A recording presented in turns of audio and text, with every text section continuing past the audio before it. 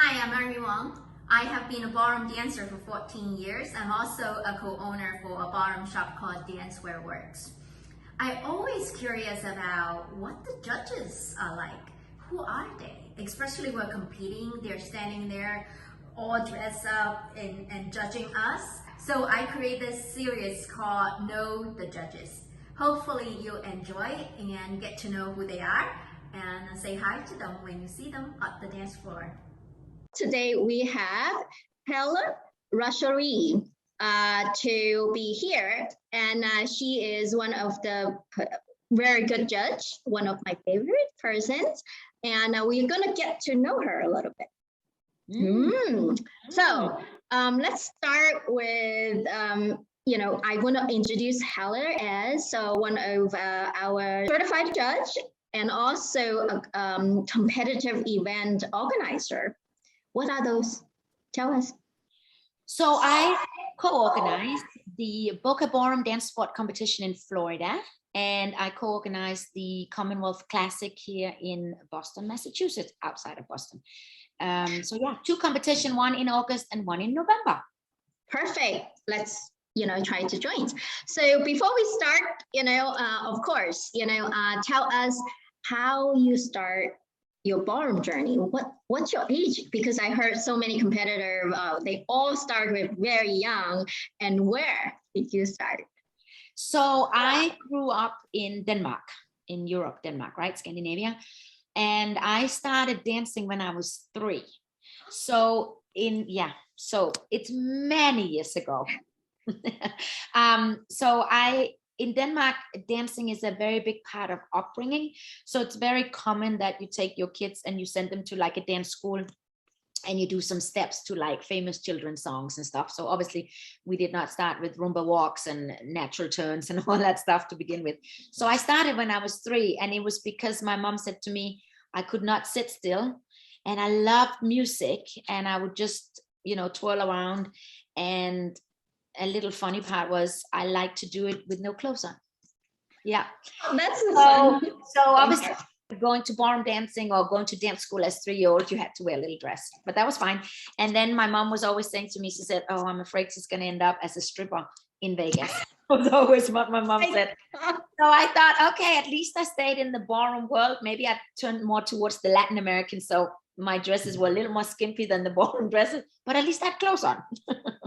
So you are in a Latin is where you're dancing then? Yeah, so growing up, I did what we call 10 dance. Obviously, we don't have American style in Europe, and at that time, So so growing up, it was like children's dancing for a while, and I did a bunch of the dance school I went to in my local town in Denmark had offered everything, jazz and tap and ballet and all kinds of things. So I did it all. Like that was my life for many years. I would go to school just because, you have to get an education. As soon as school was over, I would be at the dance school. That would be my second home, and do whatever many classes I could do. I would help out on in some classes to get more classes, cheaper, in that sense.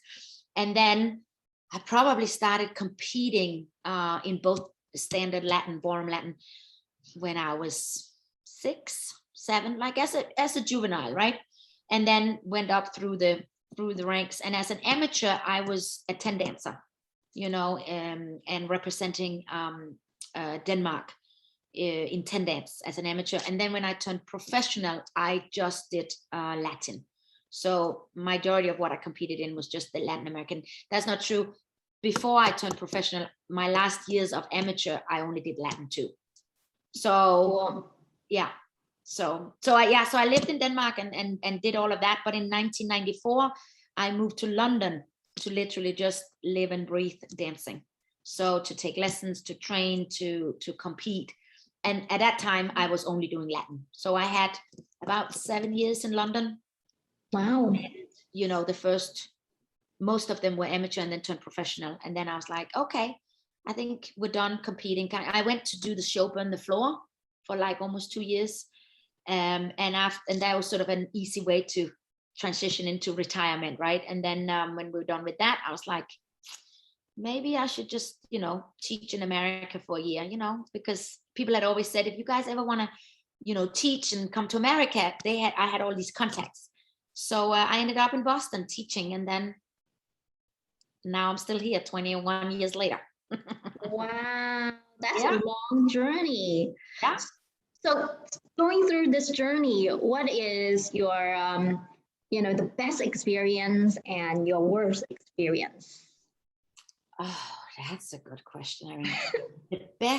I mean, it's funny because when you're in it, you look at it a little different than when you're on the other side, right? So I have to, because it's been so many years ago, I was in it competitively, right?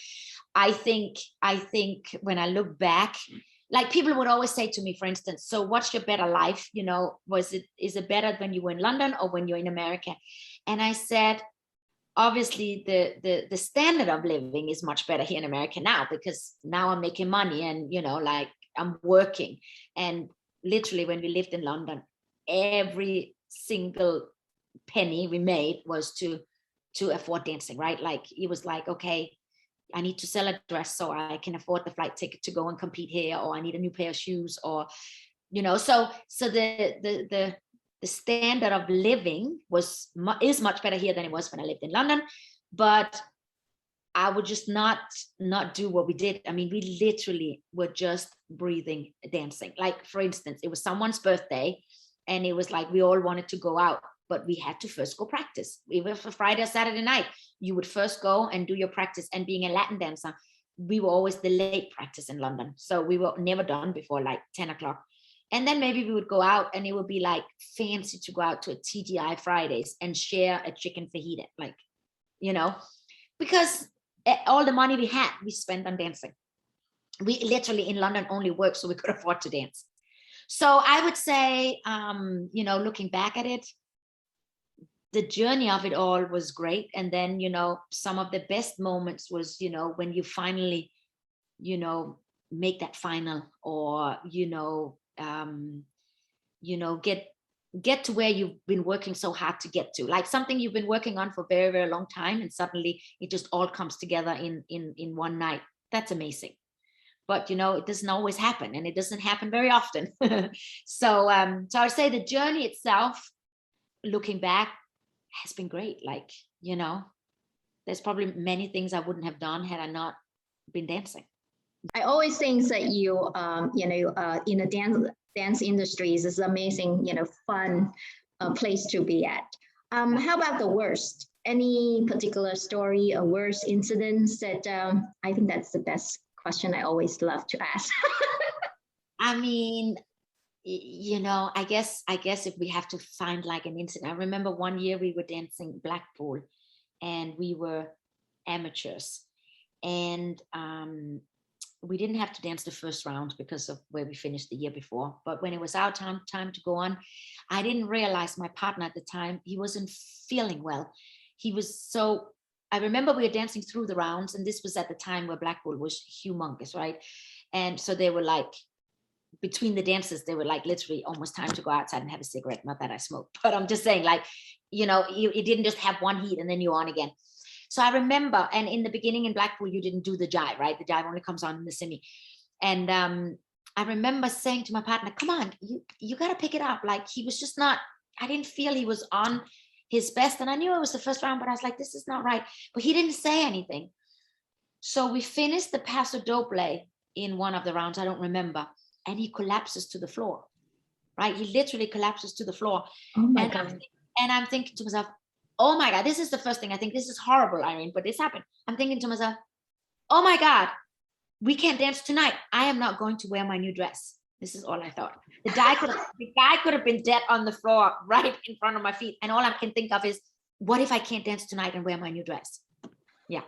Anyway, and in Blackpool, things goes on. And I remember it was Bobby Irvin at the time. She stepped over him and looked at me and says, sorry, I can't do anything. Because I couldn't drag him off. And then obviously people came, they dragged him off the floor. It just turned out, luckily, that he hyperventilated. Like the whole day he's been not breathing probably. And suddenly he just collapsed at the end of the paso. So he got up and he got better. And it took like half an hour, 45 minutes. They gave him some oxygen, whatever. And we did get to dance in the evening. I did get to wear my new dress. But that was horrible. That was the only thing that went through my head. Oh my God. Yeah, I've told that story many times. I think it's great. Yes. Okay, the guy was okay, thank God, but that was terrible, wasn't it? Oh my God. Yes, that is a horrible story. But now I think you look back, it's fun to talk about. But I can imagine at that time, if I were there, how it would look like and feel like. Yeah, and also because you don't know, why did he collapse, right? Like, is it more serious than that? Yeah, it was horrible. Yeah, I can imagine that. So tell us something that you don't think people know about you. Anything that. Mm-hmm. What? I don't know. I feel a little bit like what you see is what you get. So I'm a pretty open book. I'm a pretty honest person. So, but Or I'm maybe for not your closest friend, but in the dance world, not your closest friend, the dance world. Maybe I actually, so growing up, obviously I went to school, I went to business school. My parents were very much a huge supporter of the dancing, right? Like whatever I wanted to do, they were right behind it 100%. But they also said you have to have an education, right? Because who knows if you can ever make a living out of dancing. And to be honest with you, Irene, I never thought I was going to turn professional. I thought I'm going to bring my amateur career as far as I can. And then one day I'm just going to be done and I'm not going to be part of the dance world at all. That was in my head, right? So my parents were always pushing for an education. So what I do have, I am I don't know what you call it here, but I'm a dental nurse. Yeah. So I took a dental nurse education. I'm not a dentist, obviously, because in Denmark, the dentist did the cleaning over here. And I don't know if they still do that, but many 100 years ago, that's what they did. So I would assist. So I have the education to assist for surgery, cleaning, clean all the instruments we use, answer the phone, be at the front desk, all that whole part of the dental industry. And right now I have a student who is a dentist. And I said, oh, maybe I should come work for you. And he's like, sure. Then I'll yell at you as you yell at me on the dance floor. So yeah, so I have an education as a dental nurse. That's interesting. That I didn't know. I think most people probably won't know about that. No, and then as soon as I was done with that, I literally, it was like a 3-year education, and you worked in the dental office during the day, and then you take some school classes some nights a week, to finish the education. As soon as I was done, Irene, I was off to London. Like, I just did it because I needed to have something to fall back on just in case I didn't make it. That's always something to fall back on. I think that is a good strategy. And it turns out, sounds like wonderful and great journey and experience with you. I mean, it was good to try, but I'm also glad that I'm not doing it right now. That I can just do the dancing part. That's perfect. Thank you so much. Anything else that you want to share? No, just come to my competitions. Yes, we're going to put some of your competition in the YouTube and people can come in and check it out. Awesome. Great. Thank you. I hope you find this video useful, and please give me a thumbs up and click the subscribe button to subscribe to my channel. And click the little bell button as well, so when I have a new video comes out, you will be notified.